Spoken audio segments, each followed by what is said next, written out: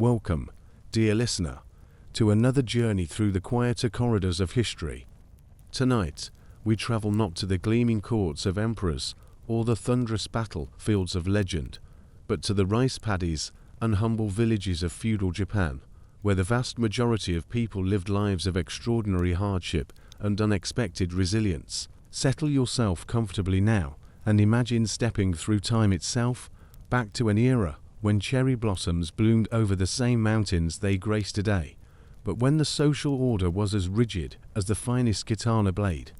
You're about to discover why the romanticized world of the samurai held a much darker reality for those who lived beneath their rule. Close your eyes if you wish, and let your mind drift backward through the centuries, past the modern cities and bullet trains, past the Meiji Restoration and the opening of Japan to the west, back to a time when four distinct classes defined every person's destiny from birth: the samurai warriors, the farmers who fed the nation, the artisans who crafted its beauty, and the merchants who, despite their wealth, occupied the lowest social rung. Tonight, we'll explore the hidden struggles of these forgotten millions, follow the remarkable rise of a man who would reshape an entire nation, delve into the shadowy world of history's most mysterious warriors, and finally glimpse the refined yet suffocating world of samurai elite. But we begin, as all stories should, with the people who worked the soil and felt the weight of history upon their backs. Breathe deeply and prepare to understand why, perhaps, you truly wouldn't have lasted as a peasant in samurai Japan. Picture yourself awakening before dawn in a small village nestled between terraced rice fields and forested hills.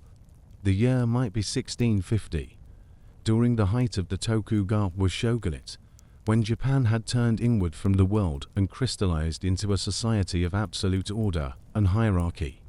You are a farmer, a member of the second highest social class in theory, yet your reality tells a very different story. The first sensation that greets you each morning is cold. Your home, constructed of wood, clay, and thatch, offers little protection from the mountain air that seeps through every gap and crevice. The floor beneath you is hard-packed earth, covered only by woven mats that have grown thin from years of use. There are no windows as you might imagine them, only wooden shutters that block out both wind and light.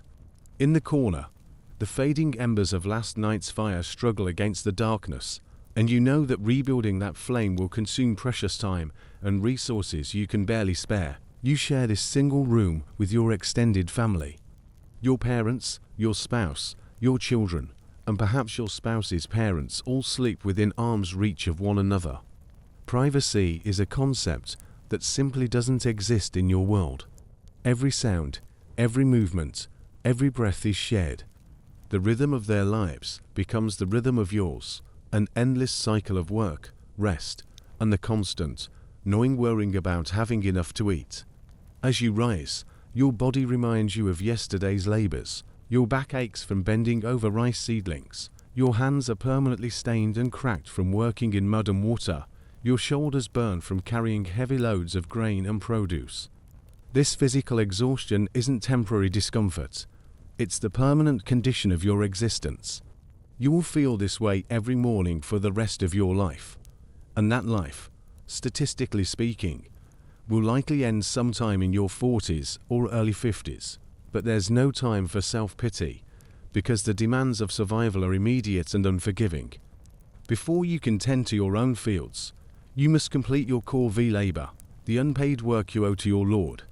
Perhaps today you'll help maintain the roads, or repair the earthworks around the local castle, or carry messages between administrative posts. This work takes you away from your own crops during crucial periods of planting and harvest, but refusing isn't an option. The consequences for shirking your duties range from public humiliation to imprisonment, or worse. The social hierarchy that governs your world is as immutable as the changing seasons. Above you stands the samurai class, warriors who, in this era of peace, have transformed into administrators and bureaucrats, but retain all their traditional privileges. They alone can carry swords. They alone can use surnames. They alone can ride horses through the village streets. When a samurai approaches, You must bow deeply and remain bowed until they pass. You must speak to them only when spoken to, using the most formal and deferential language. Your life, quite literally, is in their hands. This deference isn't merely social courtesy. It's enforced by law and backed by the ultimate sanction. The concept of kiri-suit-gomen gives samurai the legal right to cut down any peasant who shows them disrespect. While this extreme punishment isn't used capriciously, its very existence hangs over every interaction like a sword suspended by silk thread. You learn to read the moods and temperaments of the local samurai as carefully as you read the weather, because both can bring sudden and devastating storms. Your daily routine revolves entirely around rice, the foundation of Japan's economy and the measure of all wealth and taxation. Before sunrise, you're in the fields, where the work varies dramatically with the seasons, but never truly ends. In spring, you prepare the paddies, repairing the intricate system of dikes and channels that control water flow. The mud sucks at your legs as you trudge through flooded fields, transplanting delicate rice seedlings from nursery beds to their permanent growing locations. This transplanting work requires you to spend entire days bent double in cold, murky water that often reaches your knees. The water teems with leeches that attach themselves to your legs, and the constant wetness leaves your feet soft and prone to cuts and infections. Your back screams in protest, but the work cannot wait. Each day of delaying transplanting can reduce the eventual harvest, and there's no margin for error in your world. Summer brings the arduous task of weeding and maintaining the paddies. You must constantly patrol the fields, pulling unwanted plants that compete with the rice for nutrients and space. The sun beats down mercilessly, reflecting off the water's surface to create an oven-like environment. Insects swarm around you in clouds, biting and stinging every exposed inch of skin. Your hands develop thick calluses, but still crack and bleed from the constant exposure to water and rough plant matter. The autumn harvest should be a time of celebration, but for you it's a period of desperate urgency mixed with deep anxiety. You must cut the rice stalks by hand, using a small sickle in a back-breaking process that takes weeks to complete. Every grain is precious, but you know that the majority of your harvest will disappear before it ever reaches your family's table. Here lies the cruelest aspect of your existence, the tax system that determines whether you'll eat or starve. The nengu, or annual rice tax, typically claims between 40 and 60% of your harvest. In some domains and during particularly difficult years, it can reach 70% or more. This isn't merely money changing hands. This is the difference between life and death for your family. The tax calculation process itself is a source of constant stress. Village officials, working under pressure from their samurai overlords, measure every paddy field and estimate its productivity. These estimates often seem impossibly high, calculated during good years, and rarely adjusted downward during bad ones. You have no recourse, no appeal process, no way to argue that the assessment is unfair or impossible to meet. When harvest time arrives, the tax collectors appear in your village like ravens descending on a battlefield. They bring scales, measuring baskets, and account books, along with the implicit threat of violence if the required amount isn't produced. You watch as sack after sack of rice, the product of your family's year-long labor, is loaded onto carts and taken away to feed samurai families and fill government storehouses. What remains for your family is barely enough to survive, even in good years. You calculate and recalculate, trying to make the remaining grain last until next harvest. Every grain of rice becomes precious, every meal planned and rationed. You develop ways to stretch the rice supply, mixing it with cheaper grains, like barley or millet, adding wild plants and vegetables when available, creating thin gruel instead of proper rice when the stores run low. But even this careful rationing assumes a normal year with typical weather and average harvests. Japan's climate brings frequent challenges that can shatter these careful calculations in an instant. Late spring freezes can kill young rice plants. Summer droughts can leave paddies cracked and barren. Excessive rains can wash away entire fields or cause devastating floods. Typhoons can flatten crops just before harvest, leaving a year's work scattered like straw across the landscape. During these crisis years, the tax burden doesn't decrease proportionally. The samurai and their government still need their rice, still demand their quotas. The shortfall comes entirely from your family's already meager portion. In severe crop failures, you might find yourself with literally nothing left after taxes are paid. These are the years when families begin to starve, when children develop the hollow-eyed look of malnutrition, when elderly parents quietly sacrifice their own meals so their grandchildren might survive another day. Famine becomes a recurring nightmare in your world. Every few years, crop failures combine with inflexible tax demands to create widespread starvation. During these times, social order itself begins to break down. Desperate families abandon their land and become wandering beggars. Some turn to theft or violence, though the penalties for such crimes are swift and brutal. Others sell their children to traveling merchants, hoping that slavery or prostitution might offer better survival chances than remaining at home. The psychological toll of living under constant food insecurity cannot be underestimated. You go to sleep hungry most nights and wake up calculating how to make today's small portion of rice last until evening. Every decision revolves around survival. Is it worth the energy to walk to the mountain forest to gather wild vegetables? Should you try to catch small fish in the irrigation channels, risking punishment if caught by officials? Can you trade some small craft item for a handful of grain? This constant hunger affects your entire family's development and health. Children grow slowly, if they grow at all. Many don't survive their first few years, succumbing to diseases that well-fed bodies might resist. Those who do survive often bear the permanent marks of malnutrition, stunted growth, poor teeth, weakened immune systems that make them vulnerable to the many illnesses that sweep through the countryside. Your social mobility, or rather the complete lack thereof, adds another layer to your struggles. The class system isn't merely about respect and ceremony. It's a legal framework that traps you and your descendants in perpetual servitude. You cannot leave your village without permission. You cannot change occupations. You cannot travel freely or seek opportunities elsewhere. Your children will be farmers, just as you are, just as your parents were, stretching back through generations of identical lives. Education remains largely beyond your reach. Most peasants cannot read or write beyond the most basic level necessary for keeping simple farm records. Books are expensive luxuries, and besides, what use would literature be to someone whose every waking hour is consumed by physical labor?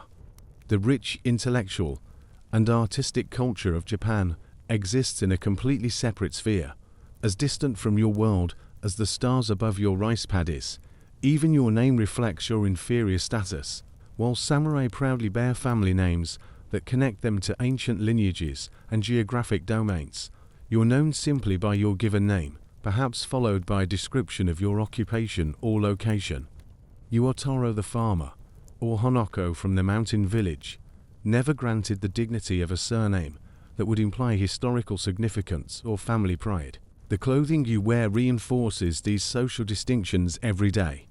Sumptuary laws dictate exactly what fabrics, colors, and styles are appropriate for your class.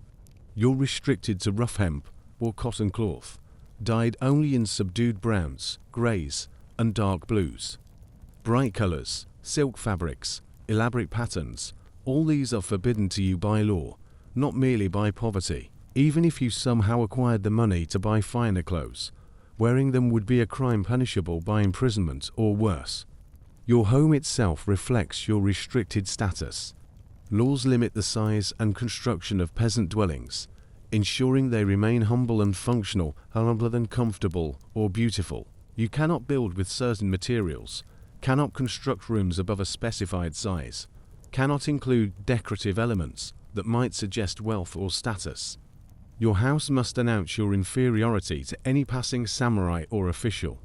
Yet despite all these hardships, life continues. Families are formed, children are born, Small celebrations mark the turning of seasons and the completion of harvests.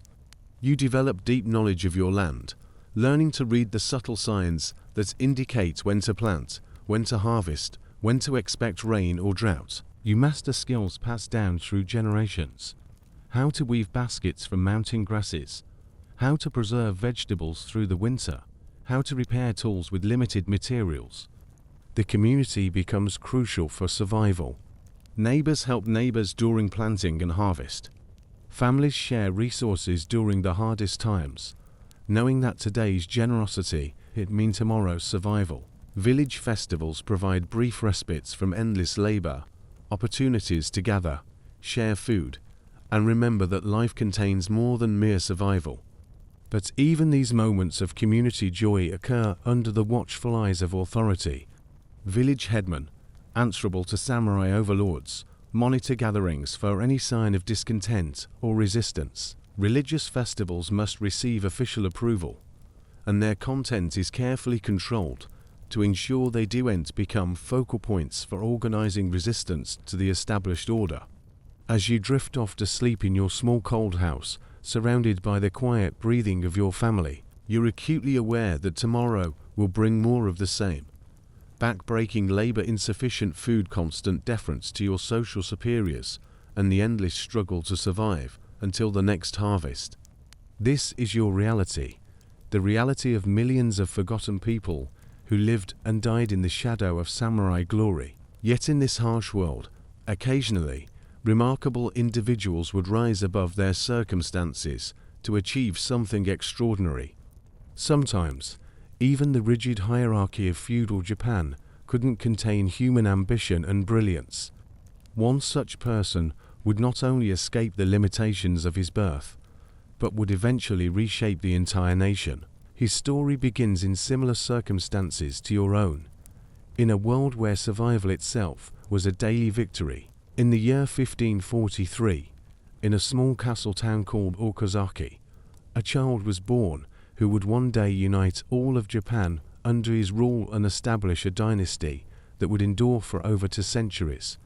But Matsudra Tokuchiyo, as he was then known, entered the world in circumstances that seemed to promise nothing but hardship and uncertainty. His story reminds us that even in the rigidly stratified world of feudal Japan, extraordinary individuals could sometimes transcend the limitations of their birth. Imagine yourself in that castle town, where the morning mist clings to the stone walls and wooden buildings, where the sound of temple bells mingles with the clatter of horses' hooves on cobblestones. The Matsudra clan, though minor lords, found themselves caught in the dangerous currents of a Japan torn apart by constant warfare.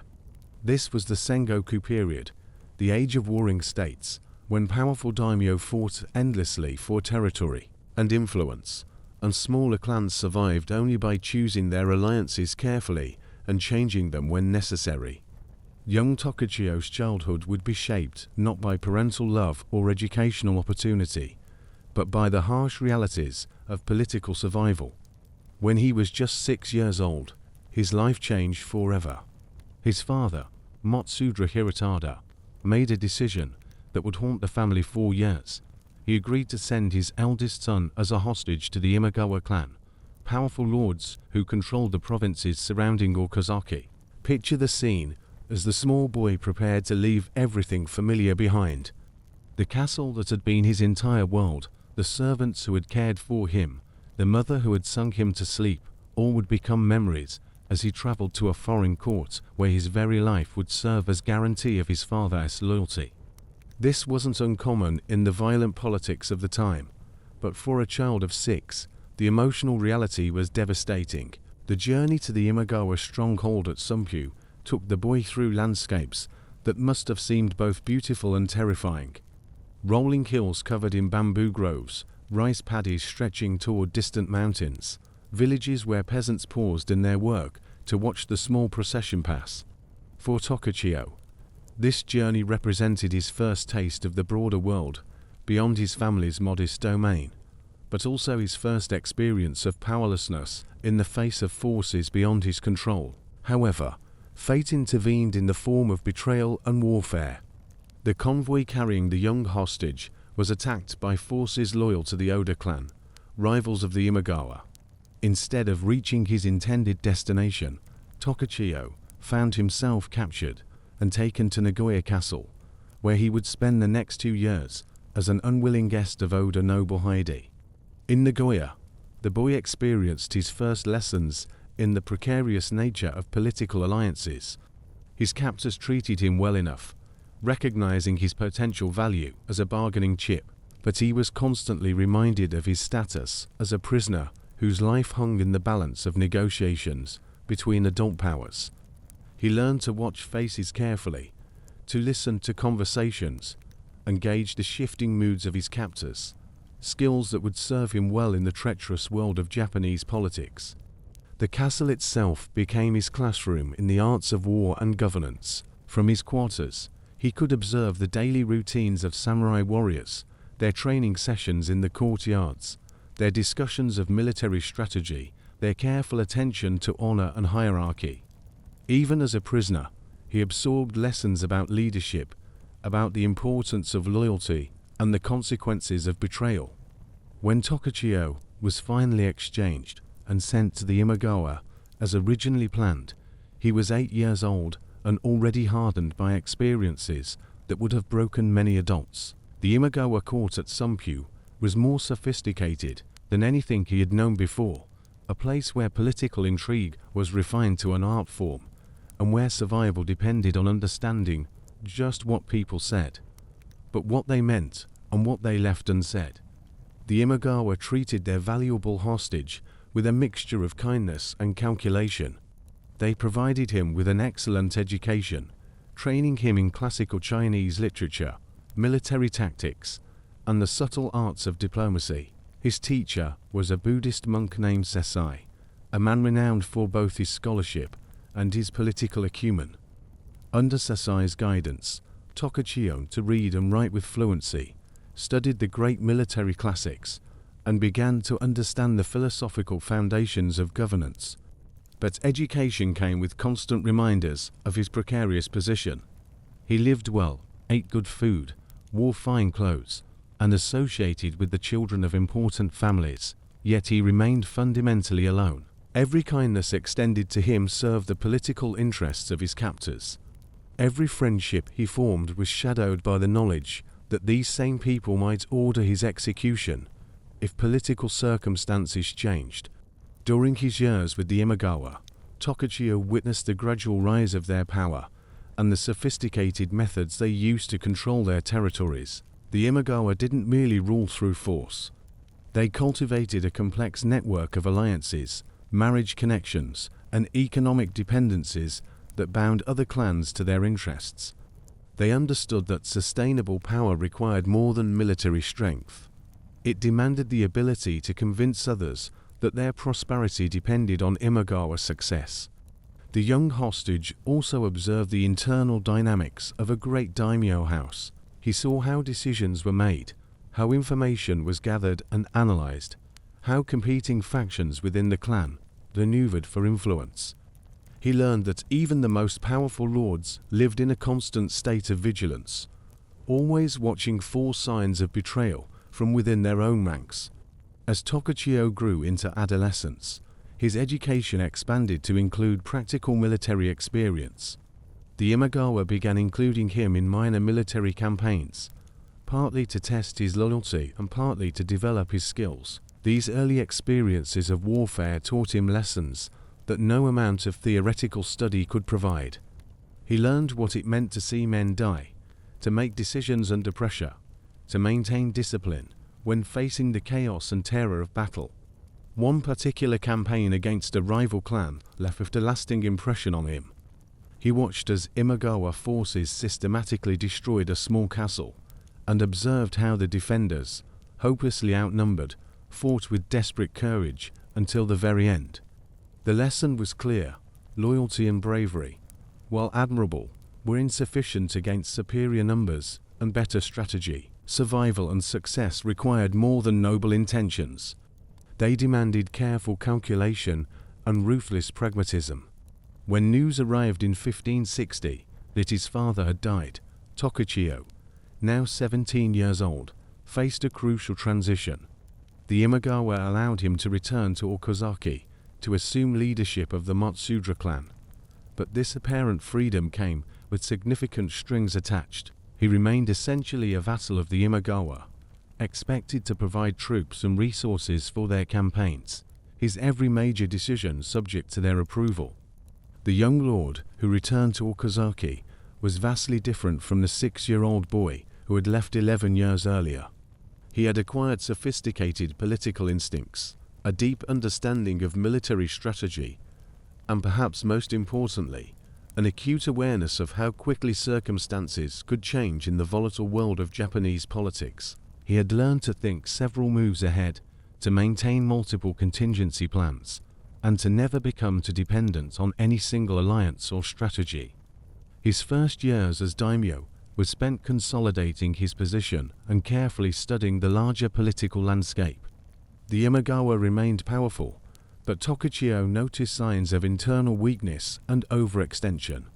Their territories had grown large and diverse, making them difficult to govern effectively. Their military campaigns had been successful but costly, draining resources and creating resentment among their vassals. Meanwhile, new powers were rising that would soon reshape the entire political map of Japan. Oda Nobunaga, the son of the man who had once held Tokuchiyo captive, was beginning his meteoric rise to national prominence. Unlike the traditional daimyo, who focused primarily on their local territories, Nobunaga displayed ambitions that seemed to encompass the entire country. His methods were often brutal and unconventional, but his results were undeniably impressive. The pivotal moment in Tokuchiyo's early career came in 1560, the Battle of Okayazama. The Imagawa, confident in their superior numbers, marched against Nobunaga's forces in what should have been a routine campaign. Tokuchiyo accompanied the army as a vassal commander, leading his own small contingent of Matsudra soldiers. What happened next would forever change the course of Japanese history. Nobunaga, refusing to fight the conventional battle his enemies expected, launched a surprise attack during a violent thunderstorm. In the confusion and chaos that followed, Imagawa Yoshimoto, the great lord who had controlled Tokuchiyo's destiny for so many years, was killed by a common foot soldier who didn't even realize the importance of his victim until later. The mighty Imagawa army, demoralized by their leader's death, collapsed and fled in complete disorder. For Tokuchiyo, watching this battle was like witnessing the fundamental assumptions of his world crumble in a single afternoon. The Imagawa, who had seemed so powerful and permanent, were revealed to be as vulnerable as any other human institution. Power, he realized, was far more fragile and temporary than most people understood. The wise leader was the one who prepared for dramatic change, rather than assuming that current arrangements would endure forever. In the aftermath of Okayazama, with the Imagawa power structure in chaos, Tokuchiyo faced the most important decision of his young life. He could attempt to remain loyal to his former captors and masters, hoping to benefit from any eventual recovery they might make, or he could seize this moment of confusion to assert his independence and seek new alliances that might better serve his clan's long-term interests. The choice he made reveals much about the character that would eventually unite all of Japan. Rather than clinging to familiar arrangements or acting impulsively, he carefully analyzed his options and chose a course that balanced immediate survival needs with long-term strategic positioning. He declared his independence from the weakened Imagawa and entered into an alliance with Oda Nobunaga, the very man whose forces had just shattered his former masters. This alliance with Nobunaga would prove to be one of the most consequential decisions in Japanese history. It provided Tokuchiyo, who would soon take the name Tokugawa Ieyasu, with protection during his vulnerable early years as an independent daimyo.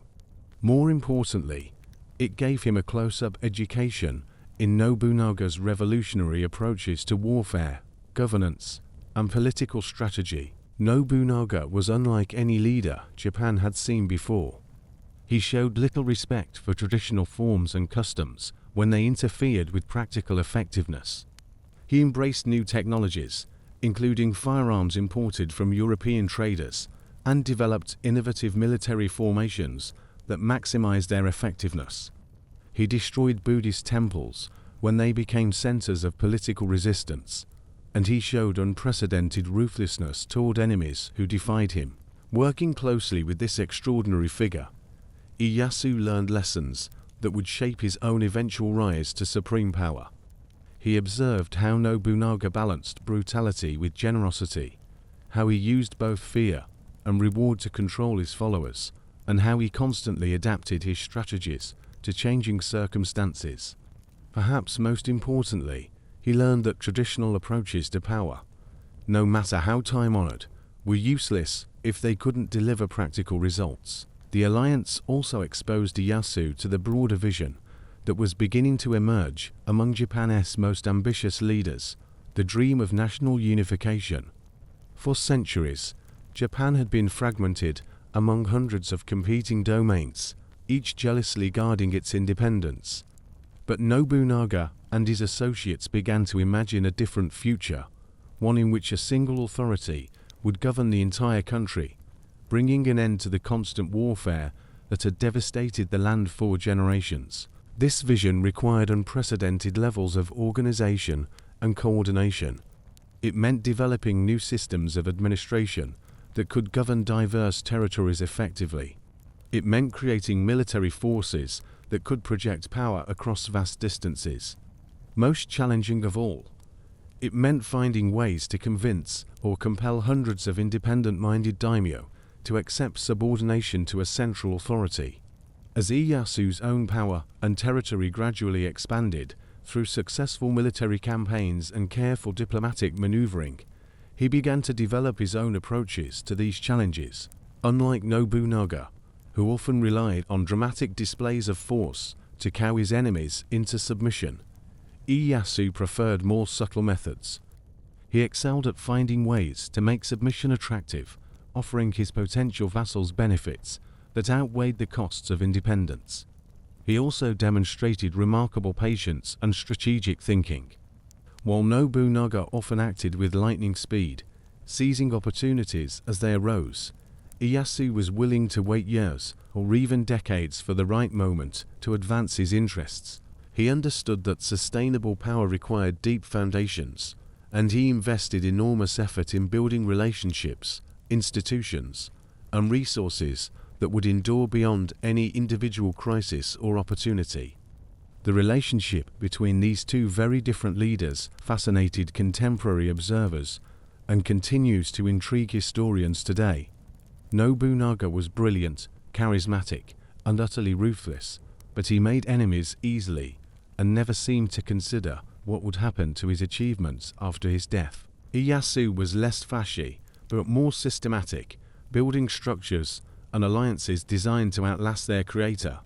When Nobunaga was killed in 1582 by a treacherous retainer, Ieyasu faced another crucial test of his political instincts. The death of his powerful ally left a dangerous power vacuum, with multiple claimants vying to inherit Nobunaga's position and territories. Ieyasu could have attempted to seize supreme power immediately, but he recognized that such a move would unite all other potential successors against him. Instead, he threw his support behind Toyotomi Hideyoshi, Nobunaga's most capable general, helping him consolidate control over most of Japan. This decision required Ieyasu to accept a subordinate position to a man he could probably have defeated in direct conflict, but it served his long-term interests perfectly. By supporting Hideyoshi, he avoided the costs and risks of a devastating civil war while positioning himself as the most powerful of Hideyoshi's vassals. During Hideyoshi's rise to national supremacy, Ieyasu continued to expand his own power base while carefully maintaining the appearance of loyal subordination. He accepted territories that Hideyoshi granted him, but he also worked tirelessly to develop and strengthen these lands. He implemented administrative reforms that increased agricultural productivity, encouraged trade and commerce, and gradually built one of the most prosperous and stable domains in Japan. The relationship between Hideyoshi and Ieyasu was complex and often tense. Hideyoshi clearly recognized Ieyasu as his most dangerous potential rival, but he also needed Ieyasu's support to maintain his own position. Ieyasu, for his part, publicly expressed loyalty while privately preparing for the succession struggle he knew would eventually come. Both men were too intelligent to trust each other completely, yet both found the alliance useful for their immediate purposes. As Hideyoshi aged and his health began to decline, the question of succession became increasingly urgent. Hideyoshi had a young son, but the boy's youth and inexperience made him a weak foundation for the Toyotomi dynasty's continued dominance. Various factions within the government began positioning themselves for the power struggle that would inevitably follow Hideyoshi's death. Ieyasu, now in his 50s and commanding vast resources, had become the most powerful man in Japan under Hideyoshi himself. His territories were extensive and well governed, his military forces were among the best in the country, and his network of allies and vassals stretched across multiple provinces. More importantly, he had spent decades preparing for exactly this moment, building the foundations for a bid for supreme power. When Hideyoshi finally died in 1598, the careful balance he had maintained immediately began to collapse. Various coalitions formed around different visions for Japan's future, and it became clear that only another major war could resolve the succession question. The stage was set for the Battle of Sekigahara, the confrontation that would determine whether Ieyasu's patient decades of preparation would finally bear fruit. The campaign leading up to Sekigahara revealed Ieyasu at his most masterful. Rather than simply relying on military force, he conducted an intricate diplomatic campaign designed to isolate his enemies and win over potential allies. He made carefully calculated promises to wavering daimyo, offered attractive terms to those willing to switch sides, and gradually assembled a coalition that was not only militarily powerful, but also politically legitimate. On the morning of the battle itself, October 15, 1600, Ieyasu stood on a small hill overlooking the valley where two great armies faced each other. The 60-year-old general, who had once been a powerless child hostage, was now just hours away from either achieving supreme power or facing complete destruction. Everything he had learned, every relationship he had cultivated, every strategic decision he had made over the past 4 decades would be tested in the coming confrontation. The battle itself was surprisingly brief and decisive. Several of Ieyasu's enemies defected at crucial moments, their forces either joining his army or withdrawing from the field entirely. The coalition opposing him collapsed with stunning rapidity, and by afternoon, Ieyasu was the undisputed master of Japan. The long journey from hostage to shogun was finally complete, but even in his moment of triumph, Ieyasu demonstrated the qualities that would make his dynasty so enduring. Rather than executing all his former enemies or ruling through pure intimidation, he immediately began the work of consolidation and reconciliation. He pardoned many of those who had opposed him, redistributed territories to reward loyalty and encourage future cooperation, and began implementing the administrative systems that would govern Japan for the next 2 centuries. The story of Tokugawa Ieyasu's rise reveals much about the nature of power and leadership in any era. His success came not from noble birth or exceptional military prowess, but from his ability to learn from every experience, adapt to changing circumstances, and think strategically about long-term consequences. He understood that true power required not just the ability to conquer, but the wisdom to govern effectively once conquest was complete. As you settle deeper into comfort, consider how this remarkable individual's patient journey from powerlessness to supreme authority would soon create the stable, ordered world that defined Japan for centuries. But even as Ieyasu established his new order, other forces moved in the shadows, employing very different methods to achieve their goals. In the mountains and hidden valleys of Japan, Secretive clans were perfecting arts of warfare and espionage that would become the stuff of legend as the great lords of Japan fought their public battles for territory and honor. Another kind of warfare unfolded in the shadows. In remote mountain valleys and isolated villages, secretive families passed down skills that existed at the very margins of samurai society. These were the ninja, practitioners of what they called ninjutsu, the art of stealth and survival. Tonight, we'll step carefully through the mist-shrouded world of these shadow warriors, separating the fascinating realities from the elaborate myths that have grown around them like morning fog around mountain peaks. Picture yourself traveling along an ancient mountain path in the province of Iga, sometime during the late 15th century. The narrow trail winds through dense forests of cedar and bamboo, where the canopy is so thick that even midday feels like twilight. Here, in valleys so remote that they appear on no official maps, entire communities lived according to different rules than those that govern the rest of Japan.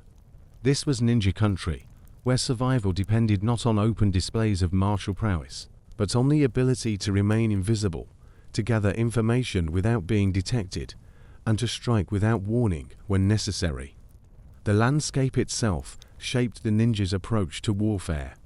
Unlike the broad plains where samurai armies could deploy in traditional formations, these mountain regions demanded different tactics.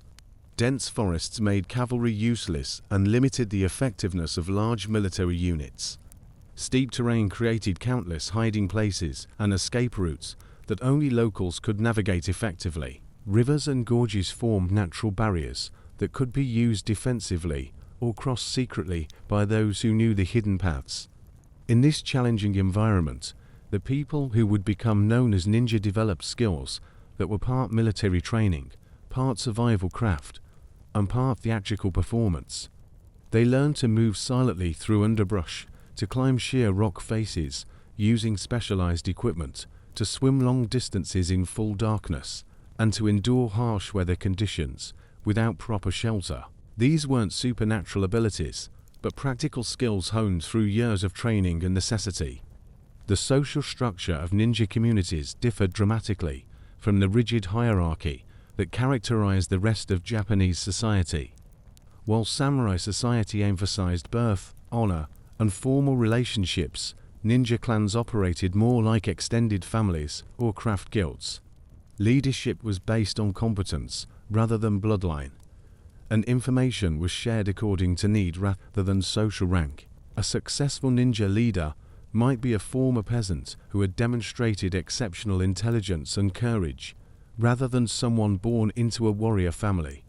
The most famous of these ninja communities emerged in the provinces of Iga and Koga, mountainous regions that lay between the territories of larger, more powerful daimyo. The geography of these areas made them difficult to conquer and control through conventional military means, but also made them poor and isolated. The inhabitants developed ninja skills, partly as a way to defend their independence, but also as a means of economic survival in an environment that offered few other opportunities. Consider the daily life of a member of one of these clans. Your morning might begin before dawn, not with the formal rituals that structured samurai life, but with practical training in skills that could mean the difference between success and death on a mission. You might practice moving silently across different types of terrain, learning to distribute your weight in ways that minimize sound even when crossing dry leaves or loose gravel. Your training would include the art of climbing, using tools and techniques that were closely guarded secrets. Ninja developed specialized claws for gripping stone and wood, flexible rope ladders that could be quickly deployed and concealed, and climbing techniques that allowed them to scale seemingly impossible surfaces. They learned to judge the structural integrity of buildings by touch and sound, identifying weak points that could be exploited for entry or escape. Water skills formed another crucial component of ninja training. Unlike samurai, who viewed swimming as beneath their dignity, ninja became expert swimmers and divers. They developed techniques for moving underwater, using hollow reeds as breathing tubes, for waterproofing equipment, and 4 crossing rivers and moats without creating ripples that might alert sentries. Some ninja could remain submerged for extraordinary periods, hiding in lotus ponds or irrigation channels while enemy patrols passed overhead. But perhaps the most important ninja skill was the art of disguise and social camouflage. A successful ninja could blend into almost any environment, not through magical transformation, but through careful observation and masterful acting. They studied the mannerisms, speech patterns, and cultural markers that distinguish different social classes and regional groups. A ninja might spend months preparing for a single mission, learning to convincingly portray a traveling merchant, a wandering monk, or a common laborer. These disguises required more than just costume changes. Ninja learned to alter their posture, gait, and facial expressions to match their assumed identities. They memorized regional dialects, local customs, and current events that would allow them to participate naturally in conversations without arousing suspicion. The best ninja could maintain their covers for weeks or months, gradually working their way into positions where they could gather the intelligence their employers sought. The intelligence-gathering function of ninja represented perhaps their most valuable service to the daimyo who employed them.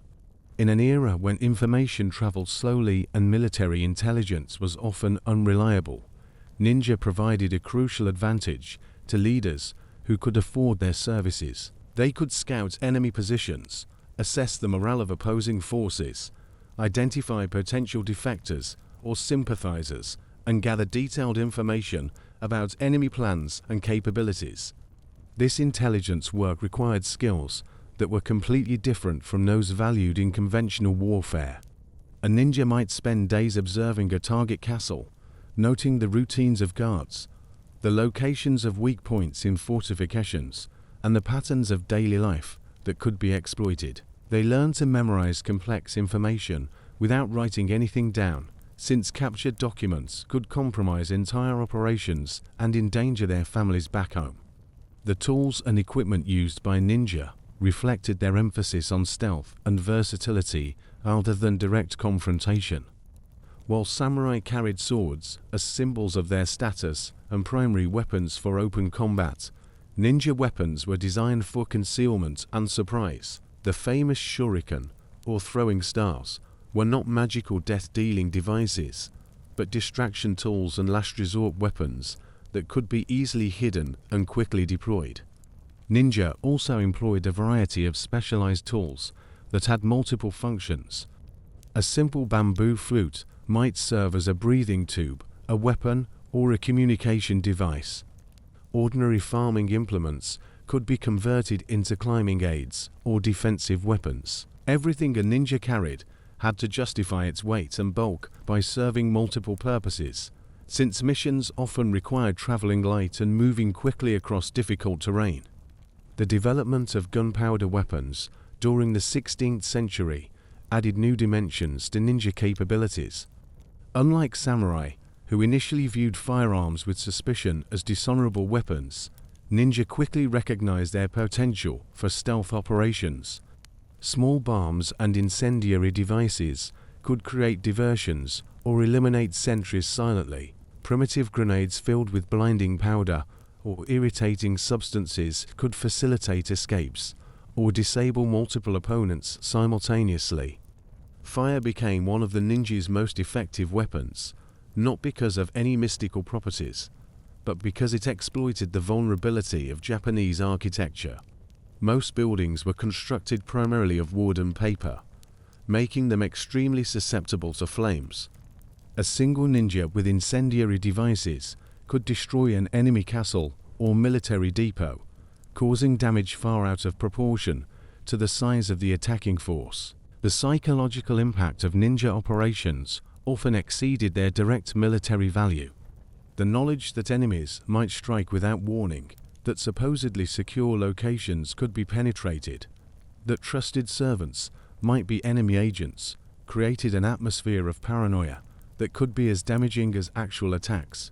Daimyo spent enormous resources on security measures designed to counter ninja infiltration, resources that couldn't be used for other military purposes. but the legends that have grown up around ninja often obscure the reality of their lives and limitations.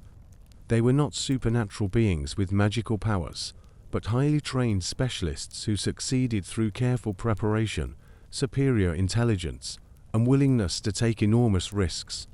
Their missions had high failure rates, and captured ninja faced interrogation and execution. The romantic image of the solitary ninja warrior masks the reality that most operations involved extensive planning and support from entire communities. The religious and philosophical background of ninja training differed significantly from the Zen Buddhism that influenced samurai culture. Many ninja communities were influenced by Shugendo, a syncretic religion that combined Buddhism, Shintoism, and Taoism with folk magic and mountain worship. This tradition emphasized harmony with natural forces, the importance of adaptability, and the cultivation of mental discipline through physical hardship. Shugendo practitioners, known as Yamabushi, spent years training in mountain wildernesses, developing extraordinary physical capabilities and mental resilience. They learned to survive in harsh conditions with minimal equipment, to navigate by reading natural signs, and to maintain focus and determination even under extreme stress. Many of these skills transferred directly to ninja training, and some ninja clans maintained close connections with Yamabushi communities. The training regimens of ninja clans were notoriously demanding, beginning in early childhood and continuing throughout an individual's active career. Children learned basic skills through games and exercises that developed the physical capabilities and mental attitudes necessary for later, more advanced training. They practiced moving silently, hiding effectively, and observing details that adults might miss. As students progressed, their training became increasingly specialized according to their individual capabilities and the needs of their clan. Some ninja became experts in particular types of intelligence gathering, developing the social skills necessary to operate in urban environments or court settings. Others specialized in wilderness operations, becoming masters of mountain and forest survival. Still others focused on the technical aspects of infiltration, becoming expert lockpicks, wall climbers, and trap makers. The most advanced ninja training involved psychological conditioning designed to help operatives function effectively under the extreme stress of deep cover operations. They learned meditation techniques that could help them remain calm while surrounded by enemies, memory systems that allowed them to retain complex information without external aids, and methods for controlling their emotional responses to prevent betraying their true identities. Women played significant roles in ninja operations, often serving as highly effective intelligence agents. Female ninja, sometimes called kunoichi, could access places and information that were completely closed to men. They might work as servants in enemy households, as entertainers who could overhear important conversations, or as merchants who could travel freely between territories. Their training emphasized social skills, acting ability, and the use of weapons that could be concealed as ordinary household items. The economic structure of ninja communities was based on a combination of agriculture, craft production, and payment for services rendered to various daimyo. Unlike samurai, who received regular stipends from their lords, ninja were essentially freelancers who contracted their services to whoever could afford them. This economic independence gave them flexibility, but also created constant uncertainty about income and employment. Many ninja clans maintained extensive networks of contacts and safe houses throughout central Japan, creating a primitive but effective intelligence and communication system. Information could be passed quickly across long distances through these networks, allowing ninja communities to stay informed about political developments and military movements that might affect their interests or safety. The relationship between ninja clans and the great lords who employed them was always complex and often unstable. Daimyo valued ninja services, but also distrusted the practitioners, recognizing that people skilled in deception and infiltration might pose threats to their own security. Ninja, for their part, had to balance loyalty to their employers against the need to protect their families and communities from retaliation. This mutual suspicion became particularly intense during Oda Nobunaga's campaigns of national unification.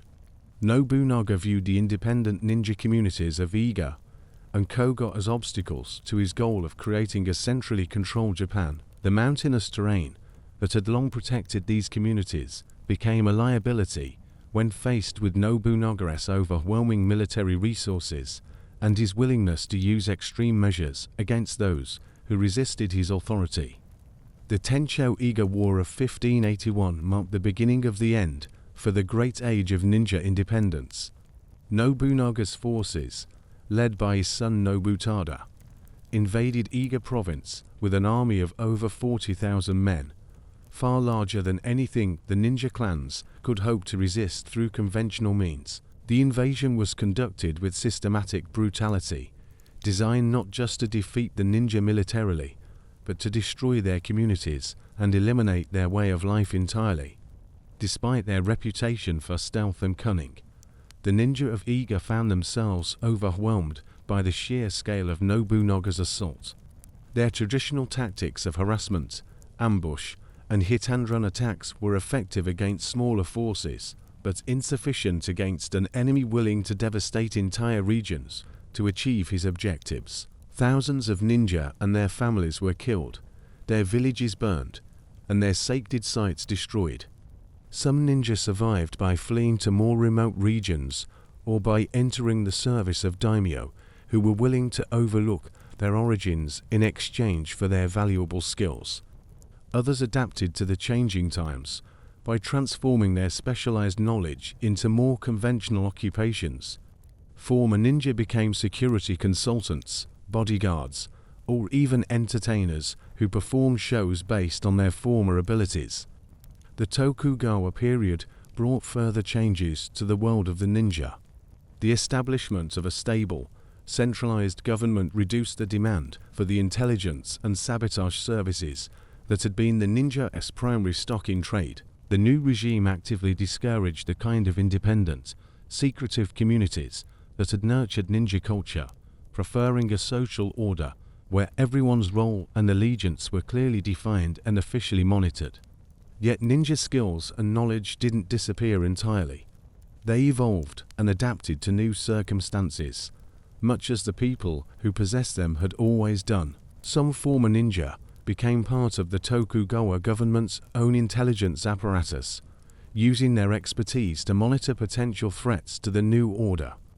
Others preserved their knowledge within their families, passing down techniques and traditions that would resurface centuries later in very different contexts. The legacy of the ninja extends far beyond their historical role in Japanese warfare. Their emphasis on adaptability, their integration of physical and mental training, and their understanding of the importance of information and psychology in conflict influenced Japanese military thinking for centuries. Many of the principles they developed for operating in hostile environments and gathering intelligence remain relevant to modern military and intelligence organizations. Perhaps most significantly, the ninja represented an alternative approach to power and conflict that stood in sharp contrast to the samurai ideal, where samurai culture emphasized honor, direct confrontation, and acceptance of death before dishonor. Ninja culture prioritized survival, mission accomplishment, and the protection of family and community above individual glory. These different value systems reflected different social positions and practical needs, but they also represented fundamentally different ways of understanding human nature and social relationships. As you let your mind drift through these mountain valleys where shadows once held such secrets, consider how the skills and knowledge of the ninja were shaped by their environment and circumstances, just as surely as the rice farmers' lives were molded by their fields and the demands of their lords. Both groups developed sophisticated strategies for survival in a harsh and unforgiving world, though their methods could hardly have been more different. But while peasants toiled in the fields and ninja moved through shadows, another world existed in parallel, one of exquisite refinement and deadly ceremony. In the great mansions of the samurai elite, every gesture, was choreographed, every garden stone placed with symbolic meaning, and every moment governed by an intricate code that defined what it meant to be a warrior in times of peace. As we draw near the end of our journey through feudal Japan, imagine yourself approaching the gates of a great samurai mansion during the height of the Tokugawa period. The contrast with the world of peasants and shadows we've explored could not be more striking. Here, behind high walls and beneath sweeping roofs of grey tile, an entirely different civilization flourished, one built upon principles of aesthetic refinement, social hierarchy, and spiritual discipline that shaped every moment of daily existence. Picture the approach to such a residence in the early morning hours, when mist still clings to the carefully manicured pine trees that line the entrance path. The massive wooden gates, bound with iron and lacquered to a deep, lustrous black, stand as monuments to both wealth and military power. Above them, the family crest, or mon, announces the identity and status of those who dwell within. These symbols, passed down through generations, carried more meaning than mere decoration. They represented centuries of service, honor, and accumulated prestige, a society where ancestry determined destiny. The sound of your footsteps on the raked gravel path has been carefully calculated. The stones, each selected for size and shape, create a subtle musical accompaniment to movement, while simultaneously making it impossible for anyone to approach the mansion silently. This is security disguised as aesthetics, a principle that governed much of samurai architectural philosophy. Beauty and function were never separate considerations, but aspects of a unified vision that sought to create environments worthy of the warrior class while serving their practical needs for safety and status display.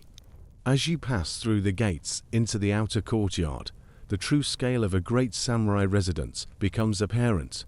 These were not mere homes, but complex compounds that functioned as administrative centers, military headquarters, and cultural institutions. The largest mansions might house not only the daimyo's immediate family, but also hundreds of retainers, servants, guards, and craftsmen, creating self-contained communities within the larger urban fabric.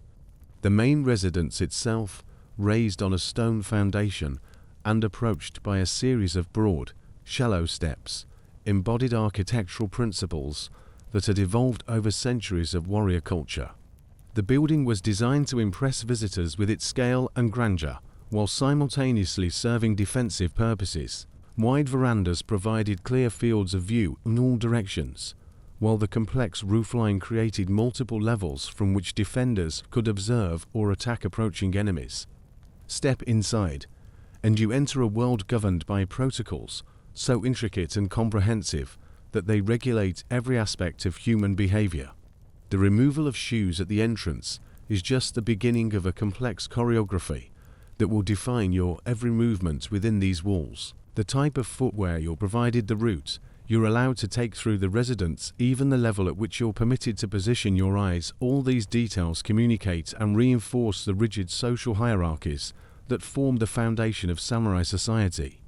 The interior spaces of a samurai mansion were designed with flexibility in mind, using sliding panels called fusima to create rooms that could be enlarged, divided, or completely reconfigured according to the needs of the moment. This adaptability served both practical and aesthetic purposes, allowing the same space to function as a formal reception hall, an intimate family gathering place, or a venue for cultural activities like tea ceremony or poetry composition.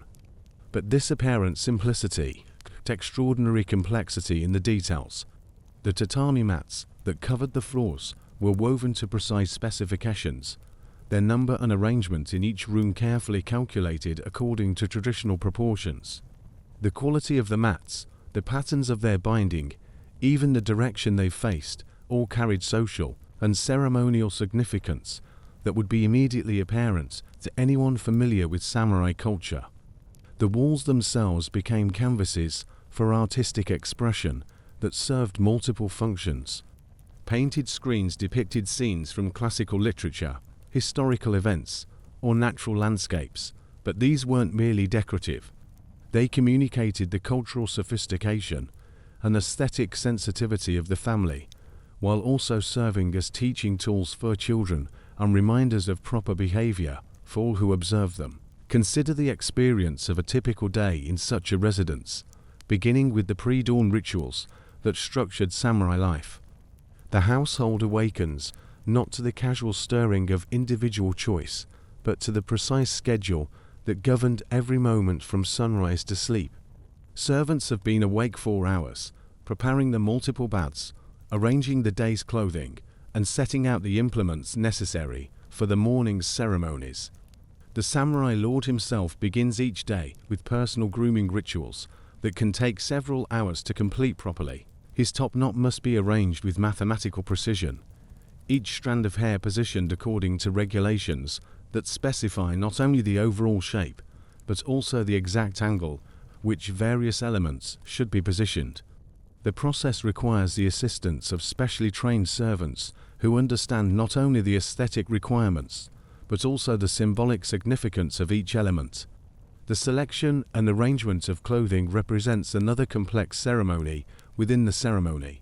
A samurai's wardrobe for a single day include multiple layers, each serving specific functions and conforming to detailed regulations about color, pattern, and material. The outer garments display the family mon prominently, but the arrangement of inner layers, visible only at sleeves and hem, provides opportunities for subtle expressions of taste and seasonal awareness that demonstrate cultural sophistication. Even the simple act of breakfast becomes an elaborate ritual or a samurai household. The timing, the selection of foods, the arrangement of dishes, the order in which items are consumed, all follow prescribed patterns that have been refined over generations.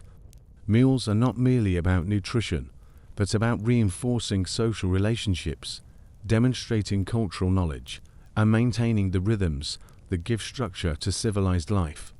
The foods themselves reflect both the samurai's elevated status and their connection to broader cultural traditions.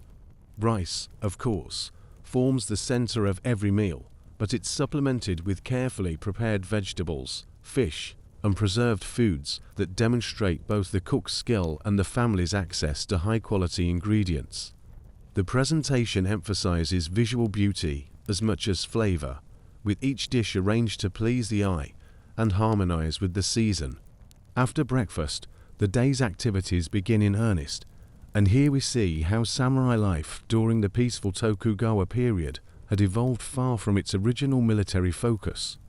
While training in martial arts continued to play an important role, much of a samurai's time was devoted to administrative duties, cultural pursuits, and the maintenance of social relationships that kept the complex machinery of feudal society functioning smoothly.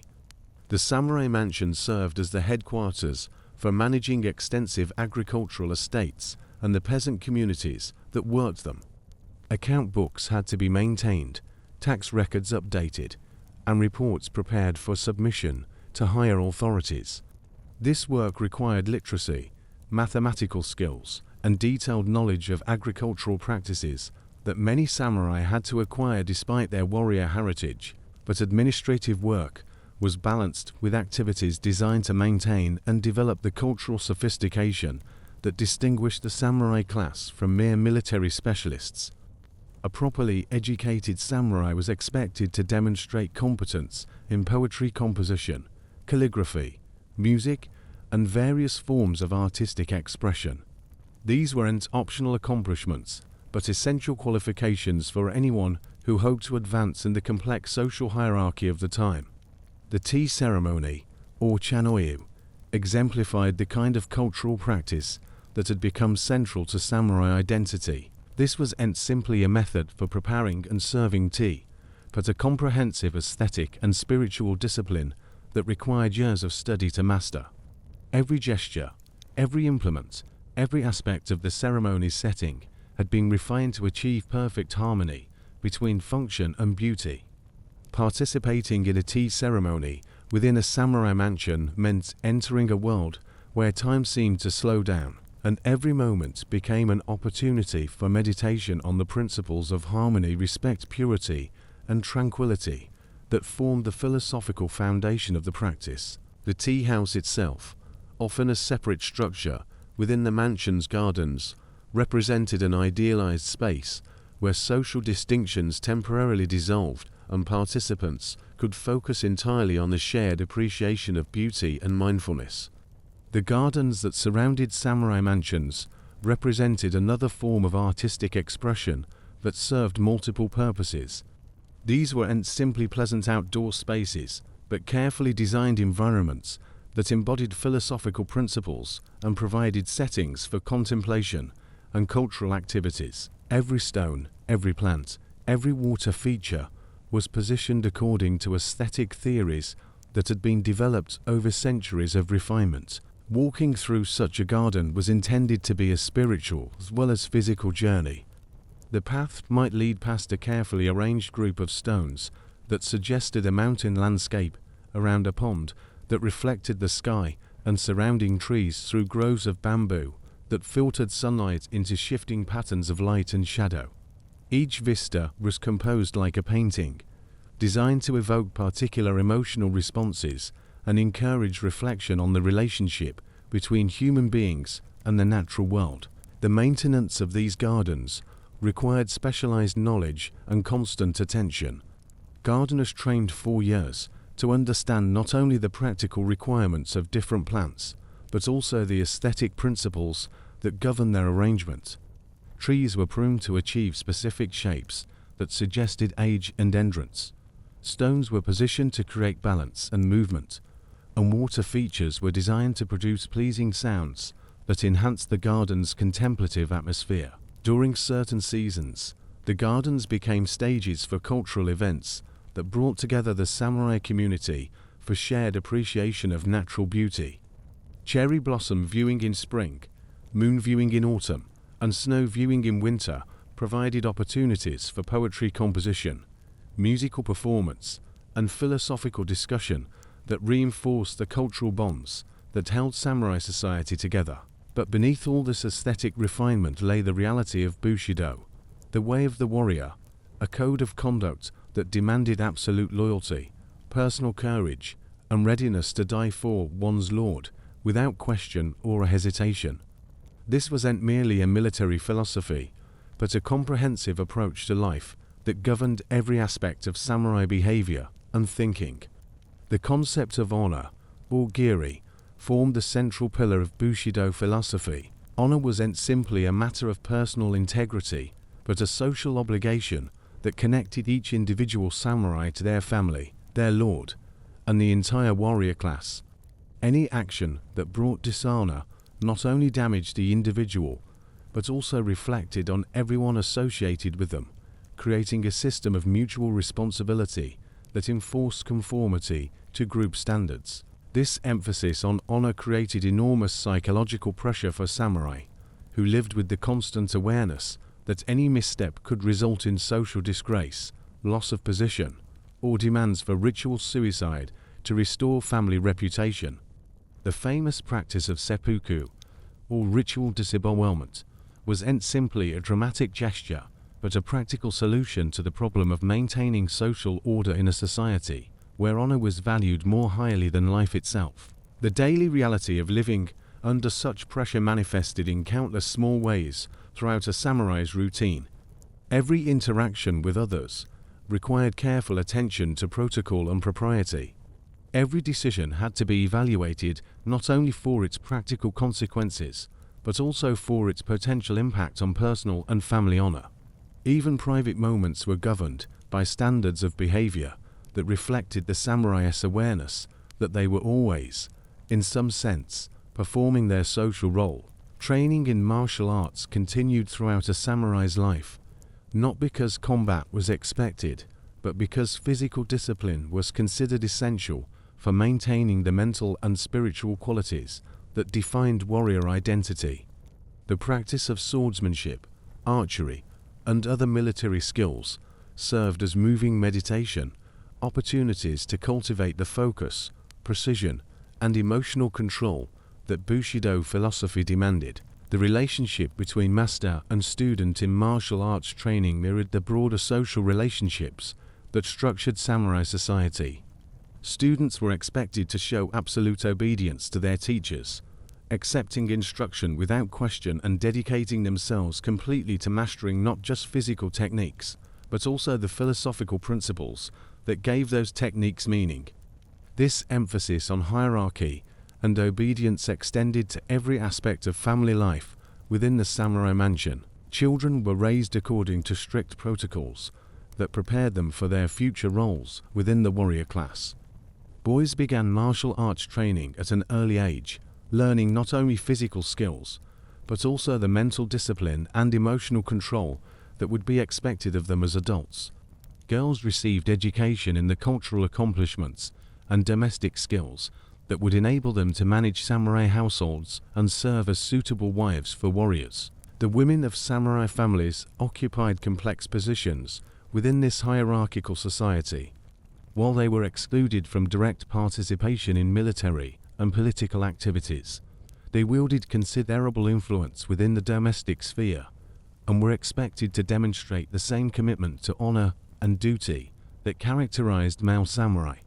Many samurai women received training in martial arts and were prepared to defend their homes and families if necessary. Marriage within the samurai class was rarely a matter of personal choice, but rather a strategic alliance designed to strengthen family position and create political connections. The elaborate ceremonies that accompanied samurai weddings served not only to celebrate the union, but also to display family wealth and status, while reinforcing the social networks that bound the warrior class together. The education of samurai children reflected the dual nature of their class identity. While they learned to read and write classical Chinese and Japanese, studied history and literature, and developed artistic skills, they also received constant instruction in the warrior values that define their social role. Stories of heroic ancestors, discussions of honor and duty, and exposure to the philosophical foundations of Bushido ensured that each new generation would maintain the cultural traditions that justified samurai privilege. As evening approached in the samurai mansion, the day's activities wound down according to patterns as precise as those that had governed the morning's beginning. The evening meal was served with the same attention to ceremony and protocol that characterized breakfast, followed by cultural activities that might include poetry composition, musical performance, or philosophical discussion. The transition from day to night provided opportunities for reflection on the principles that gave meaning to samurai existence. The carefully controlled environment of the mansion, with its beautiful gardens, refined interiors, and elaborate ceremonies, created a world that seemed to exist outside the normal flow of time, preserving values and traditions that connected the present generation to centuries of warrior heritage. Yet this preservation came at enormous cost, not only in terms of the resources required to maintain such elaborate lifestyles, but also in the human price paid by those who lived under such rigid constraints. The beauty and refinement of samurai culture was built upon the labor of countless peasants, maintained through the vigilance of administrators and guards, and preserved by the absolute conformity of individuals who had little freedom to express personal desires or pursue individual goals. As you prepare to leave this mansion and return to your own world, consider the paradox of a warrior class that had achieved its highest cultural development during an era of peace, when the military skills that originally justified their privileged position were no longer needed. The samurai had transformed themselves from fighters into administrators, from warriors into aesthetes, yet they maintained their identity through adherence to codes of honor that demanded readiness to die for principles that were increasingly abstract and removed from practical reality. The world of the samurai mansion, with all its beauty and refinement, represents both the highest achievement of feudal Japanese culture and its ultimate limitation. The same dedication to order, hierarchy, and tradition that created such exquisite art and philosophy also created a social system that was rigid, oppressive, and ultimately unable to adapt to the changing conditions of the modern world. As we complete our journey through feudal Japan, from the rice paddies, where peasants struggled for survival, to the elegant mansions, where samurai practiced their refined arts, we've seen how a single society could contain such dramatically different ways of life, all interconnected yet worlds apart in their daily realities. The peasant farmer, rising before dawn to tend flooded fields, lived a life of constant physical hardship and food insecurity, yet possessed deep knowledge of the land and strong community bonds forged by shared struggle. The ninja, moving through mountain shadows, developed extraordinary skills in adaptation and survival, trading honor for effectiveness and individual glory for family protection. The great lord like Tokugawa Ieyasu demonstrated how intelligence, patience, and strategic thinking could overcome the accidents of birth and circumstances. And the samurai elite, surrounded by beauty and ceremony, maintain their identity through devotion to aesthetic and philosophical principles that gave meaning to lives of extraordinary privilege and constraint. Each of these groups developed sophisticated strategies for navigating their particular circumstances, creating rich cultures and traditions that reflected both human adaptability and the power of social systems to shape individual lives. Their stories remind us that history is not simply the record of great events and famous leaders, but the accumulated experience of countless ordinary people who found ways to live, work, love, and find meaning within the constraints of their time and place. As you settle into the comfort and safety of your modern world, perhaps you can appreciate more fully the freedoms and opportunities that define contemporary life. The ability to choose your occupation, to move freely from place to place, to speak your mind without fear of violent retribution, to pursue education and personal development according to your interests rather than your birth circumstances. These are privileges that most people throughout history could never have imagined. The rigid hierarchies and elaborate ceremonies of feudal Japan have given way to different forms of social organization, yet the fundamental human needs for security, meaning, and community remain unchanged. The stories we've explored tonight speak to the enduring capacity of human beings to create order, beauty, and purpose even under the most challenging circumstances. Rest well knowing that you have touched, however briefly, the lives and struggles of people separated from you by centuries and vast cultural differences, yet united with you in a shared experience of seeking happiness, security, and meaning in an uncertain world. Their voices, speaking across the silence of time, remind us that every age faces its own challenges and finds its own ways to endure. Sleep peacefully, and let the gentle wisdom of the ages carry you toward dreams of gardens where cherry blossoms fall like snow, and mountains where ancient paths wind toward horizons bright with possibility.